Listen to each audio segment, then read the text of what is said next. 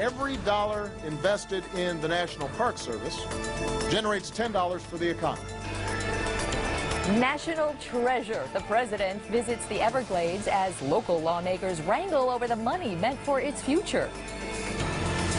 I do now here declare that you are legally married. Law of the land. Same-sex marriage heads to the U.S. Supreme Court, and so do many of those who helped overturn Florida's ban. And lines in the sand, serious questions looming. Healthcare for all, state testing in schools, they are just some of the topics we take to the roundtable today.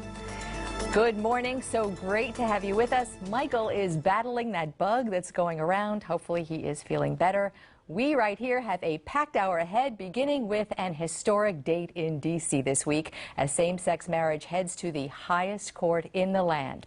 State and federal courts in Florida and 35 other states have already ruled bans on same-sex marriage are unconstitutional. As a result, couples have been legally marrying here and in all those states. And in Florida, their marriages performed in other states are now recognized as legal. The first couple to overturn Florida's ban is with us this morning. William Lee Jones and Aaron Huntsman of Key West were married in January, just after the ban was officially lifted. And Bernadette Restivo is part of the team of lawyers that argued that case as it rose through the courts from Monroe County to the District Court of Appeals. And of course, there were cases in Miami-Dade and Broward and other places. Good morning, everyone. Good morning. Good morning. And we should say that you all are leaving for D.C. today and stopped in first here. So appreciative. We will make sure you make that flight today. But thank you so much for coming in. So let me start with you, Aaron Lee. You've been married 4 months now. Has anything changed? I mean, for people who are really keying into this marriage issue, what's changed for you as a married couple, legally married? Mainly the security of knowing that if something happens to him, that I can't be thrown out of the hospital now because we're legally married, and his wishes and my wishes will be followed. It's the security of what everybody else has enjoyed for all these years, knowing that we have those same securities now. So it's a benefits kind of security. And was that security missing in a big way in daily life before? Very much so. It was a difference. I mean, before, you always had to worry about if something happened to him as to whether you were even going to be allowed to go into the same room with him at the hospital, or if they were going to tell you, no, you can't step foot in the building. What's it like, Aaron, what's it like for you? You're both bartenders, you both work in the tourism industry of sorts in Key West, and there was this sort of life you had together, you went to work, kind of mundane things that everyone does, and now you are sort of like the poster couple, at least in Florida. You've become cultural icons, I hear, in Key West. What is that? Are you okay with that? It's great. I mean, we have people coming up from all over the country, and they're like, oh my gosh, we've seen you on TV, and thank you for the fights, and thank you for continuing the battle, and it's an honor, and we're happy to still be there. Especially something so near and dear to you. Yes. All right, let's take a look at the legal aspects of what's to come. Bernadette Restivo, I know this was a huge case for you. It really was. Precedent-setting case for you. As we look toward the federal case at the U.S. Supreme Court, what is the central question that justices will be looking at, and how does that differ, if it does, from the state case? Well, I think very directly it affects the state case, because I think one of the main questions is going to be, is it the rights of the states to define what a marriage is, and can the federal government weigh in on the state's laws as to how the states define marriage? But just by accepting the case of, and we should point out that the U.S. Supreme Court will be looking at 4 consolidated cases from 4 different states. Correct. Michigan, Ohio, Kentucky, Tennessee. And those are the cases that are in front of the justices. Of course, the decision will apply nationwide. Right. But just having... But let's take a look as to why. Yes. The important thing is that's the Sixth Circuit Court of Appeals in the federal court system. They are the only circuit in the United States to have ruled upholding the same-sex marriage ban. So there's a conflict among the circuits. So that's how you get to the U.S. Supreme Court. And so they took the case, which they, back in 2013, justices declined to look at it because the justices that didn't want to, that dissented, said they didn't dissent over the actual question, they dissented over whose jurisdiction it was. Is that correct? No, I don't think that's the case. I think that they're only going to take a case if there's an issue that they feel was incorrectly decided. And our interpretation is they felt that those circuits were correct. So it was the Sixth Circuit that came out contrary to everybody else, and that's the case that the U.S. Supreme Court took. So now they're taking the case. They are going to be hearing it Tuesday. Let's project long term. What are the ramifications if these 9 justices, and it was 2 years ago it was a split, very close, almost down the middle, 5-4. What happens if they decide to say no nationwide? What happens then? If they say no, it depends on what the question is. If marriage is a fundamental right to be defined by the states, or is it the U.S. Constitution going to take precedent here? I don't think that's going to happen, but let's play worst case scenario.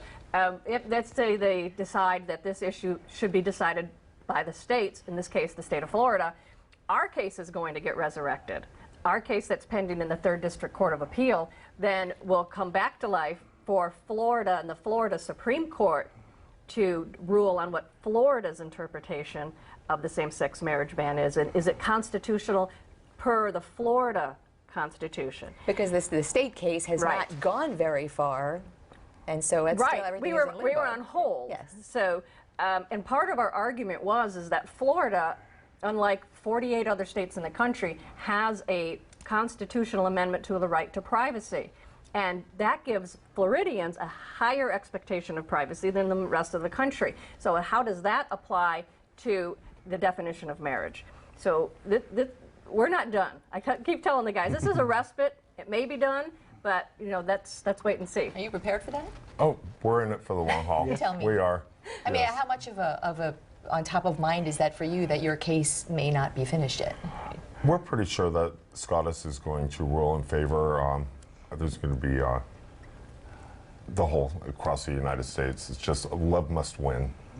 Well, what you call love, I mean, we have to acknowledge that there is another side to this story. And for many people across the United States, many people politically right now, it's still a political hot potato, there is a vast number of people who oppose same-sex marriage for their own personal, whether it be moral reasons or political reasons or whatever personal reasons are. There is opposition to this that you have to recognize.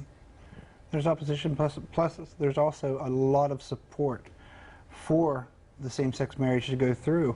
I mean, there are so many straight people that have come up to us and stated how much they support this and that it's time for it to be nationwide. That's a good point. Time to bring up that this week Washington Post and ABC did a poll, a nationwide poll. 6 out of 10 Americans now say that they support same-sex marriage. And if you think in just a couple of decades, public opinion, the turnaround is fairly staggering.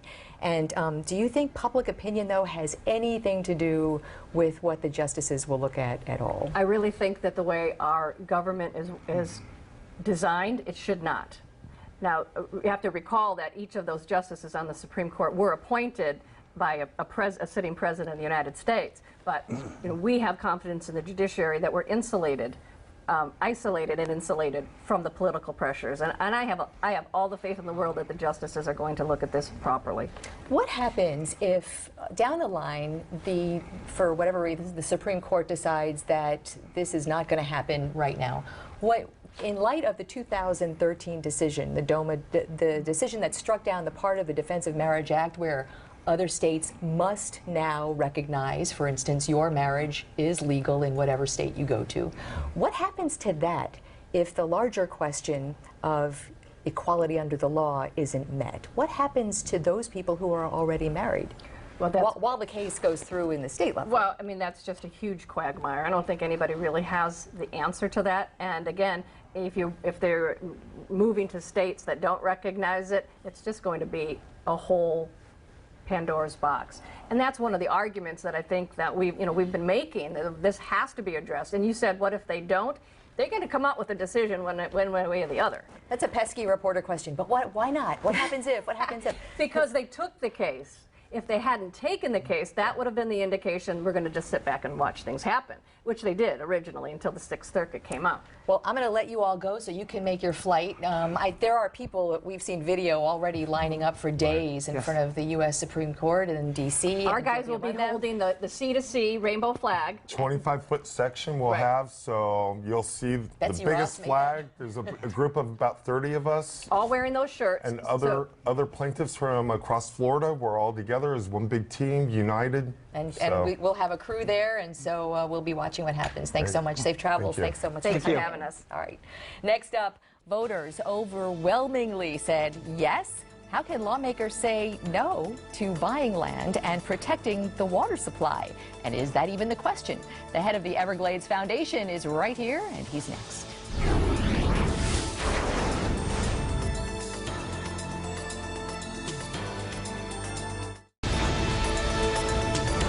Welcome back. Among the battles looming this last week of the state legislative session, a showdown over hundreds of millions of dollars voters earmarked to buy land.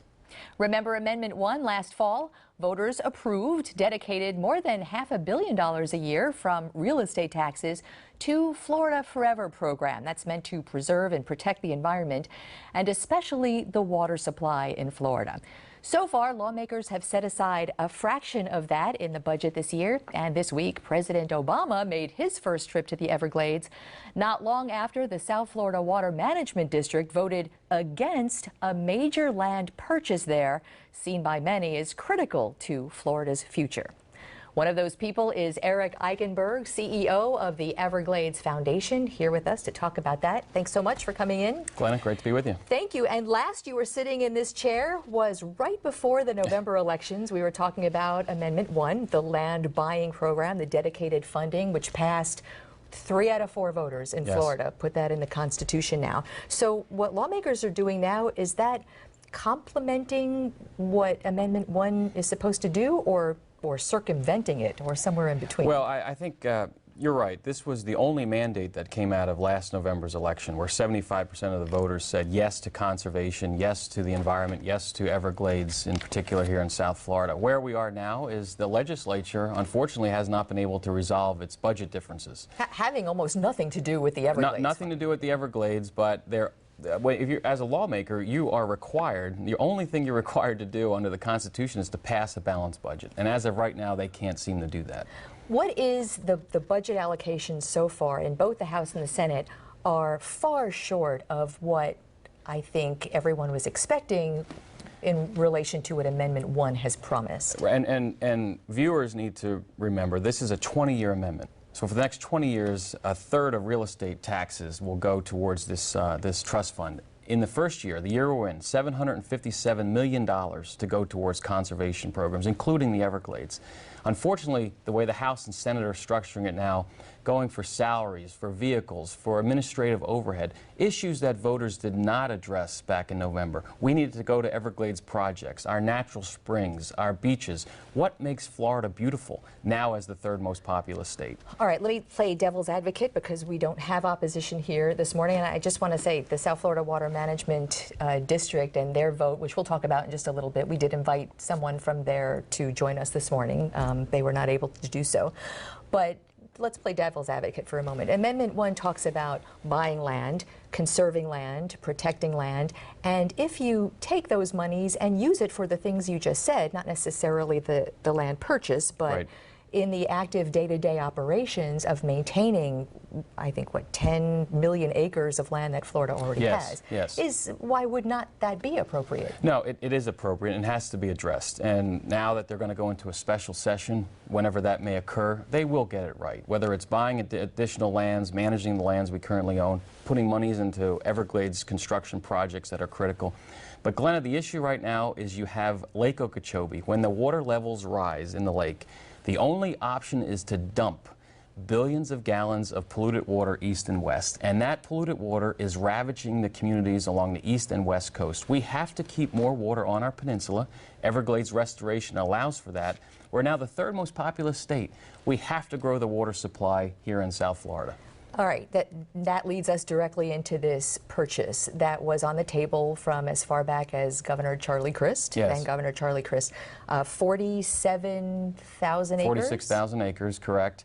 From U.S. Sugar, Yes. just south of Lake Okeechobee, to use for exactly the purposes you were just speaking about, as a reservoir Yes. for cleansing water flowing south. Yes, and That's off the table now because of a vote in the South Florida Water Management District. well, I think the vote, if there was such a thing a couple of weeks ago, has been misconstrued in the press. What the Water Management District did is the governor has outlined a 20-year funding plan for Everglades restoration to put a dedicated piece of Amendment 1 to go to the Everglades. That's a laudable goal.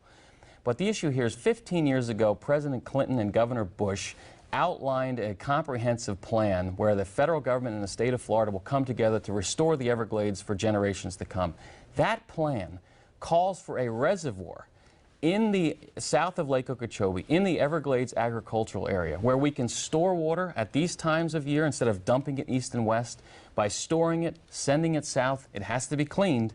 And once it's sent into the central Everglades, under the bridges of Tamiami Trail that are being constructed as we speak, that will rehydrate the Everglades. It will enable the water supply for 1/3 of our population. Almost 8 million South Floridians rely on that swampy, mosquito-infested swamp for water. Yes, and is that possible without that land from U.S. Sugar? You have to have, storage. Storage is the key. So what happened to that plan? Because the company, U.S. Sugar, was part of making the deal. The deal was done, and now there's money for it. Correct. How did that fall apart? The closing for that deal is in October. The reason why there's such urgency right now is because we need the money in the budget to ensure that land is purchased. Senator Joe Negron, who represents a coastal district north of West Palm Beach, he has publicly stated about $500 million to go towards land acquisition, including potentially this particular piece of land.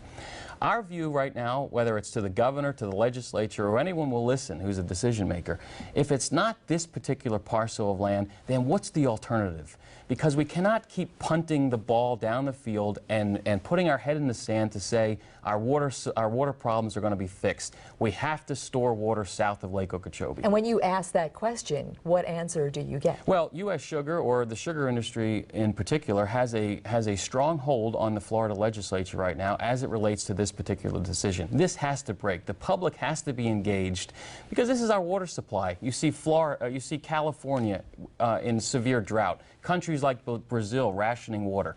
We are wasting billions and billions of gallons out to tide. We have to keep it on the peninsula. Lawmakers have to realize voters spoke in November.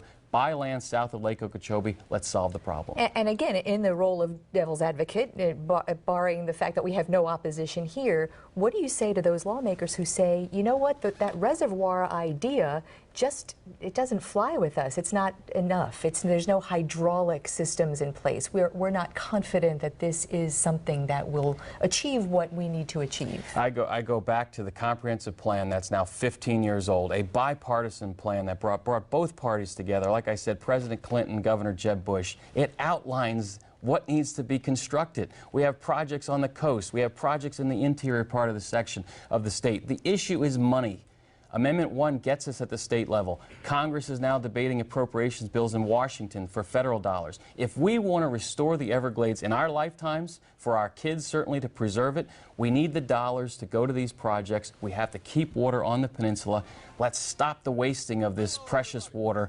The water's polluted, but we have to ensure our water supply as we continue to grow is secure for generations to come. And as we look at the president and the Everglades, I think that takes on even more of an urgency with sea level rise and what we now know scientists are tracking 3 feet by the end, 3 feet higher sea level rise by the end of the century. And in Florida, water just doesn't come from the outside, from the oceans. It comes up through the middle, as we see in the Everglades. Correct. And the more water we keep on the peninsula, that fresh water goes through our canal system. It pushes out that salt water. It builds the soil in the Everglades to enable a buffer. It recharges the aquifer, and that aquifer pushes east. And again, as viewers watching us this morning, if they have never experienced the Everglades, know clearly that the Everglades is the water supply. When you turn that tap, it's the Everglades that allows that to occur. It has to be protected. In the 30 seconds we have left, I know there was some news this week, a toxic algae bloom just, is it in the lake? Yes, or catch us up on, because Sure. I know the governor has now dispatched a crew from the Department of Environmental Protection. The discharges have halted. Catch us up on, Sure. on that. Again, when the lake gets to a certain level, the Army Corps of Engineers dumps all this polluted water east and west. And when that polluted water is not treated, it causes toxins in the water to develop, and it's not safe for animals and humans. So the Army Corps of Engineers has stopped the releases because the state wants to test the water, but this is the inevitable. The only option right now is to dump the water east and west. We're heading towards the rainy season. We need a new outlet to send water south. Buying land south of Lake Okeechobee, building this reservoir, enables us to ensure we stop wasting precious water. Eric Eichenberg, so appreciative that you were here with us. Please do keep in touch, and we Glenna, will thank track you. what's going on. Thank you so much. Thanks. When we come back, we are taking this and the news of the week to the round table, and we hope you'll weigh in too. Stay with us.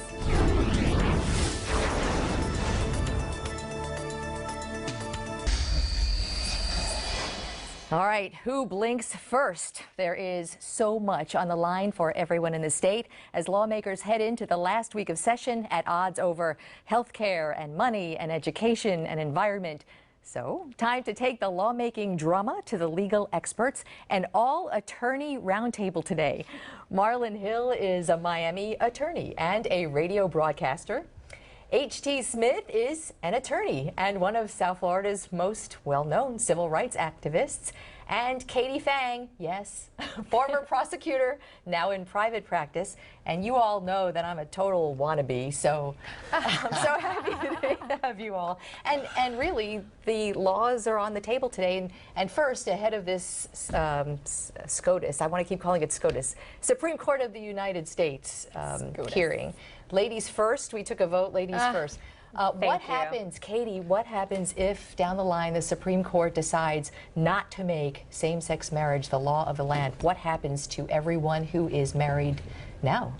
Well, it clearly is going to have massive implications on the individual state level because everybody looks to SCOTUS, the Supreme Court of the United States, as being the final arbiter of the law in our land.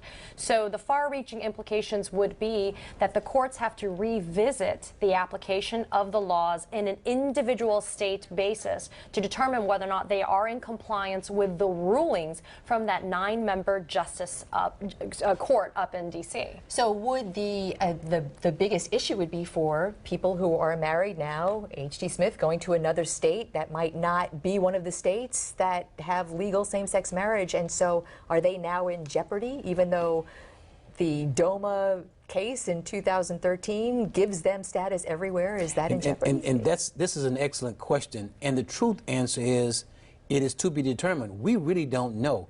If the Supreme Court makes a decision that this has to be left to the states, that the states have the sovereignty to make a decision about whether they want to legalize same-sex marriage, then you have situations where people are married in Florida, and because they have to take care of their family, they move to another state, Alabama, and now they're not recognized. And so we're looking and hoping that the court will give us some direction on two things. Question number one is, what will happen nationwide if, in fact, the Supreme Court does not make a decision that affects the entire nation? But the second question is, what will be the standard that the court will use to determine whether or not the states should have the sovereignty or not? Before, we thought it would be rational basis, but we saw the Obama administration ask for a higher test, and that test would be not strict scrutiny, but heightened scrutiny. And if it's a heightened scrutiny test, then same-sex marriage will be nationally legalized, and I think we'll be in a much better place. We'll know where to go. On Tuesday, I will definitely be looking for a little bit more, judicial drama, but especially between, Justice Kennedy and Justice Scalia. They've had their issues in regards to breaking this down on a more humane terms, really talking about decency and humanity and dignity in the Constitution. And I think Justice Kennedy, being the conservative moderate appointed by President Reagan, I'm curious to see exactly some of the questions that he will be asking. So do you think there is any way to look at 2013 and the 5-4 split and listen to what each justice said, especially in the for and the dissent, and predict what happens this time? Well, the court is giving a specific amount of time, which is an extended amount of time of 2.5 hours for argument, which is not the typical amount of time that you're allowed to be given when you're making these oral arguments. What's typical? I don't know the exact amount of time, but it's definitely not 2.5 hours. And because of that, I think a lot of people think the train's going to stop at the United States Supreme Court, and it should. But what's problematic is, as you've seen, challenges can continue to be raised in different jurisdictions. And so even though we will get the guidance that HT is looking for, it will be possible to predict where people go, but then again, they're not married to what they had to, no pun intended. They're not married to what they did in 2013. They're entitled to change their minds because it's case-specific analysis that's happening with these justices. Well, Glenna, also people forget that the Supreme Court has ruled on an application before for same-sex couple to get married in 1972, and they ruled no in a landmark case. Now, the difference is, one, that there were no briefs, two, there was no argument, and three, most importantly, we have a brand new court. And I think DOMA gives us a little bit of guidance, but these are some real prickly issues. We got to talk about what the states are arguing. The states are saying, what about children? We believe that this will have a significant impact on children. People who are on the conservative movement, like Huckabee, say, oh, this is going to open up all kind of pagan practices. I don't think the court's going to listen to that, but they're concerned about children, and they're concerned about the effect of having whatever rights people have be the same whether you're on the West Coast or the East Coast, in the South or the North. It should not make a difference. You know, even as we speak this week, Senator Ted Cruz of Texas, and now presidential candidate, filed for a constitutional amendment to strip the Supreme Court of its jurisdiction. Will that go anywhere? No. But what the political ramifications of what's about to happen? Political ramifications are big. You know, he just mentioned Governor Huckabee, formerly endorsed by Senator Rubio, note to self, who doesn't believe that there is a constitutional right to marriage based on his statements made at the Freedom Tower. So we're going to see exactly this unfold before the Supreme Court and with the presidential nominees as well. All right, can we move on to, we just had Eric Eichenberg here from the Everglades Foundation, and Amendment 1 overwhelmingly passed, and now it's in the hands of state lawmakers to fund Everglades projects and to buy land, and they have this pot of money, and so far it doesn't seem like they're doing the intent of Amendment 1. Does this set up Shocker. It is shocking, though. I mean, well, that was huge. 75% of the voters said buy the land, and the purchase option expires October 12th. That's like right around the corner. Time's flying by. But isn't shocking sort of standard operating procedure? But I must admit, it's not shocking to me because we're still living the fair districts. The people of Florida said, we want fair districts as we determine how we're going to elect our elected officials. And the legislature went into the legislature. Oh my goodness! It came out we couldn't even recognize it, and a lot of it has been overturned. Fair. What is fair is the big question. And the problem is that Big Sugar really is bigger than a lot of people think when it comes to their influence in the Florida legislature. And what Big Sugar wants, usually Big Sugar gets, and that's the problem. With a legislature that's being led by Republicans on both houses and the governor, we're starting to see that internal struggle. Okay, but here's my challenge the president the other day when the president was here for Earth Day and said, where's our money? We've ponied up the governor $2 wants billion. federal money? We want our federal money, right? We want to too. be able to buy. Listen, fair market value is $350 million for that acreage right now. Okay. And that's what the deal was 7 years ago. You get to buy it for fair market value. So where is the money from the federal government to be able to fund being able to get So now this? we're having a bipartisan conversation about how to manage the relationship between federal government and states. We're gearing ourselves up for the presidential election, so everything is becoming attorneys. important. All right, here's my legal question. What happens if this doesn't happen? Is that a legal argument? Can the people of Florida sue? Absolutely. Yeah, absolutely. Absolutely. And I think as we see the problem we're having with our water supply, I mean, you asked an excellent question about, well, what if we don't have the things in place? We need the land now to know that we can put the infrastructure in later, because our water is getting saltier and saltier, and we saw what happened in California. We can learn from that lesson and not let it happen here. Hopefully people will learn before they turn on their tap and find that it's not quite what they expect. Quick break, and we will be right back. Stay with us.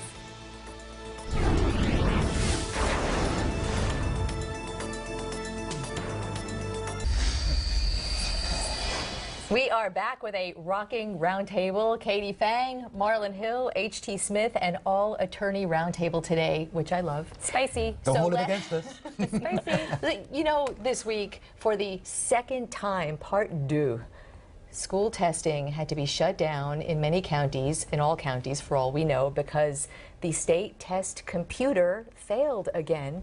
And it was almost unbelievable, not only to us watching, but people within the system, so angry that this could fail again. Whose consequence is that? Well, when Obamacare was rolled out and it didn't, when it failed, President Obama was held responsible. The buck stops there. When this failed, Rick Scott is the governor of the state of Florida.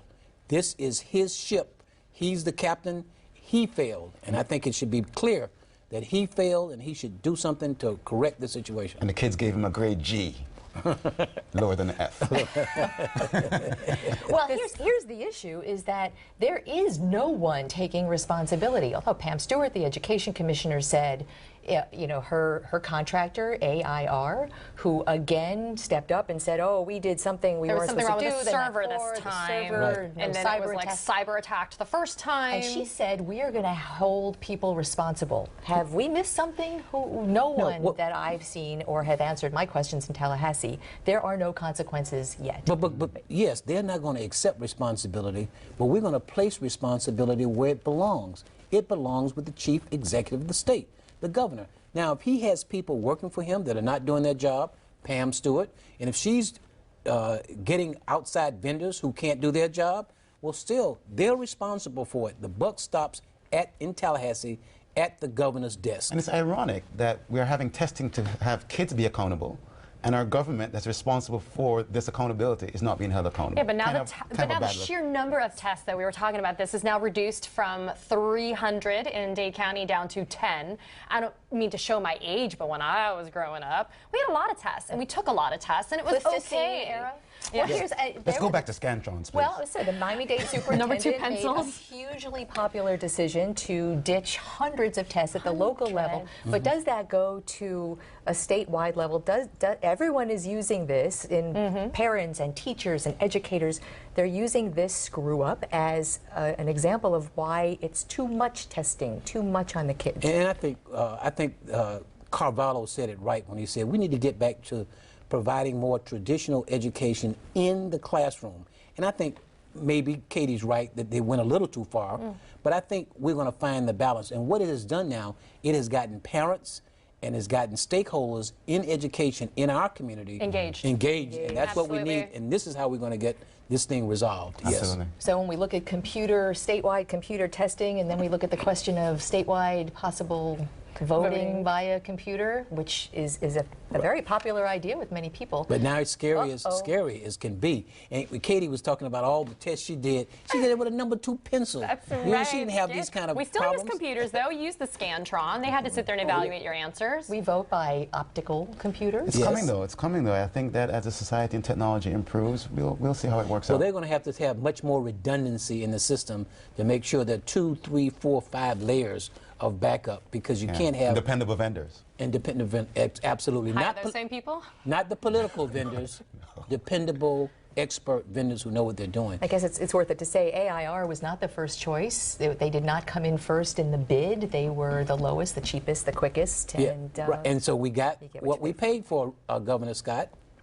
Let's move on to something that is so not going to be easy to talk about, but that's why we're here. This week, yet another abortion law passed in the State House and Senate.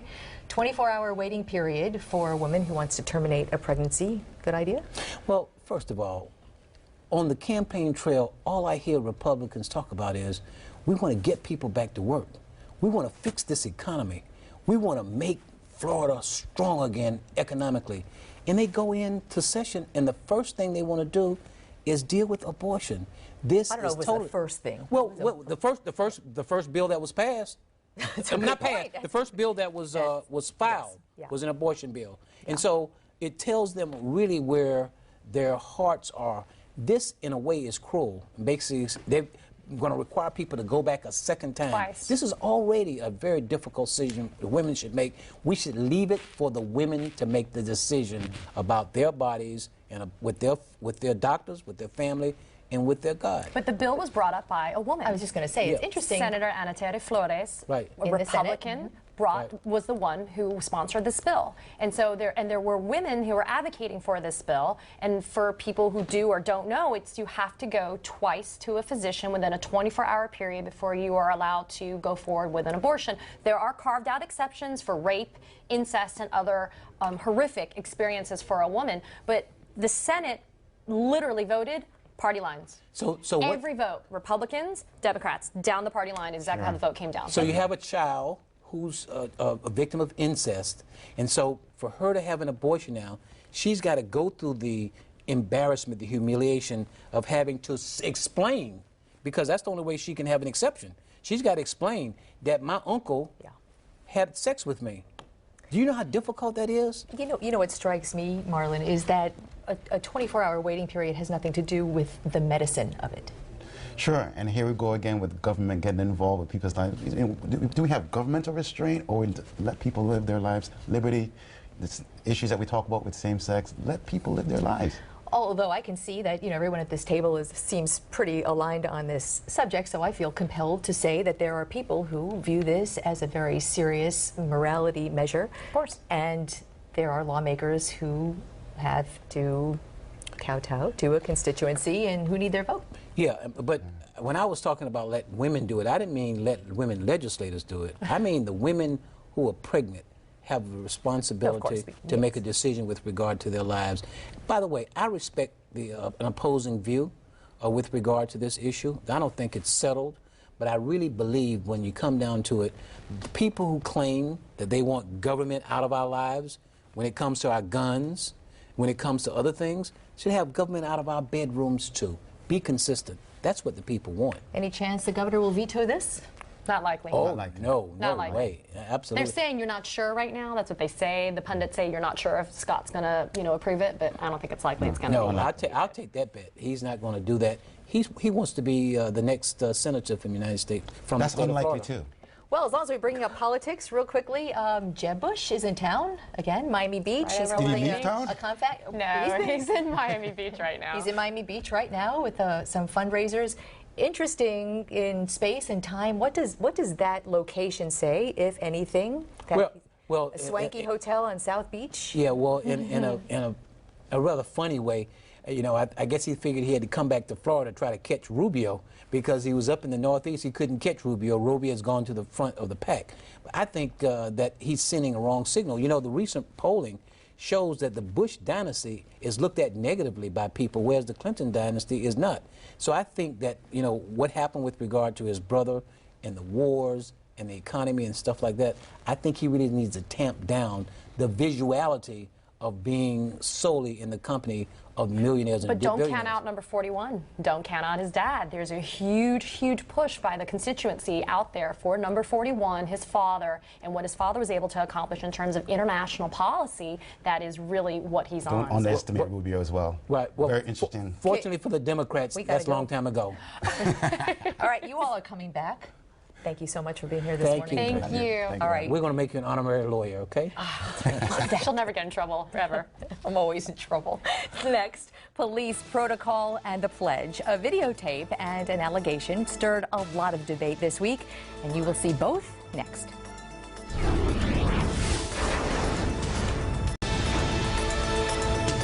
Dozens of Miami police officers rose in the ranks at a promotion ceremony Friday. One of the top-ranking officials not there, said to be out of town, is the assistant chief who became the subject of a reprimand request because she did not place her hand over her heart when saying the Pledge of Allegiance.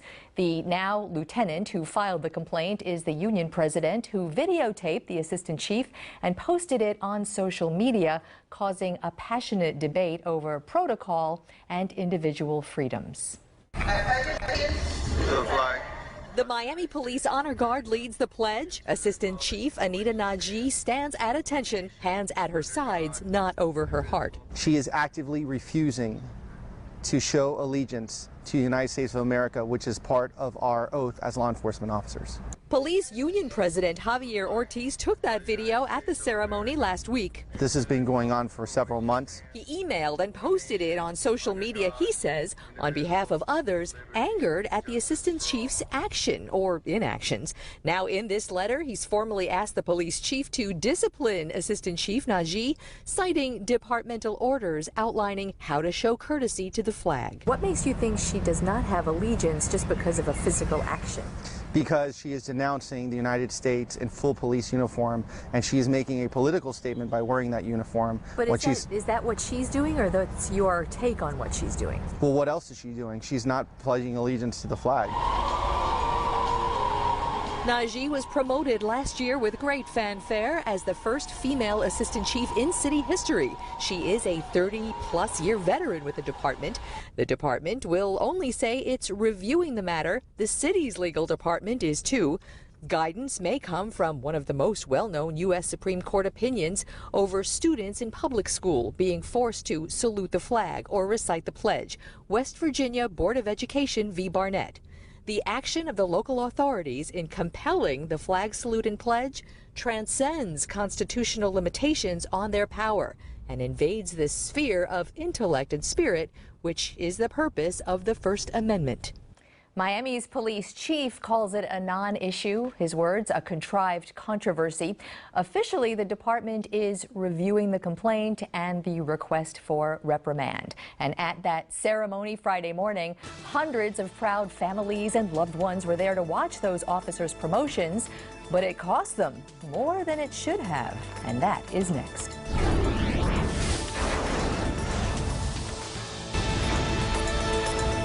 Hey there, South Florida. Take a look at this hazy sunshine, but it is nothing but sunshine. Right now, we're in the low 90s all across the board, except Key West at 86 degrees. And what it feels like, this is it. Heat index in Kendall, 100 degrees. So do be careful. 109 heat index in Marathon. Drink plenty of water. We don't expect rain, just an isolated shower or thunderstorm. Miami, it looks like we'll break that record of 93. Today's high, 94. Wow, Jennifer, thanks. About that police promotion ceremony Friday morning, we covered a joyous occasion for the crowd of families and friends there to see their loved ones rise in rank and further their law enforcement careers. Outside, the families arriving might have seen this, the sign for hotel valet parking, and they may have had that same reaction you're having right now. Seriously? $50 for valet? That's a little shocking, even for Miami. But if that is market rate, so be it. The city has a public parking garage right there, which is where families were directed to park. And at the entrance, they found attendants telling them cash only, $10 flat rate. For sure, far less than valet, but I wonder if any of them realized the city had actually raised the parking rate for them on Friday morning. And that only became clear on the way out hours later, long after the ceremony was over, long after all of those families had gone. Cars that had been in the garage most of the day were clocking out at $9, 3 times or more longer at a cheaper rate. Is that a big deal? Maybe not in price, but in principle, profiting from the city's own employees at a city ceremony for those who serve and protect. Why not just collect the regular parking fee? Yet another example of some civic dysfunction. Missing some goodwill in that city that they can use a little more. Miami's public garages are actually run by the Miami Parking Authority, which is a quasi-independent entity whose revenues pay for its own operations. The authority's director and board are people who have done charitable work and good things for the community in the past. Friday morning's parking rates for the police families is definitely not one of those. So, what do you think? We do invite you to weigh in on any topic you like and any way you like, whether it be email, Facebook, Twitter, any of these addresses. We are very easy to find. And as always, stay informed, get involved. Michael, get well. Hopefully he'll be well enough to be back here next week. Have a beautiful Sunday.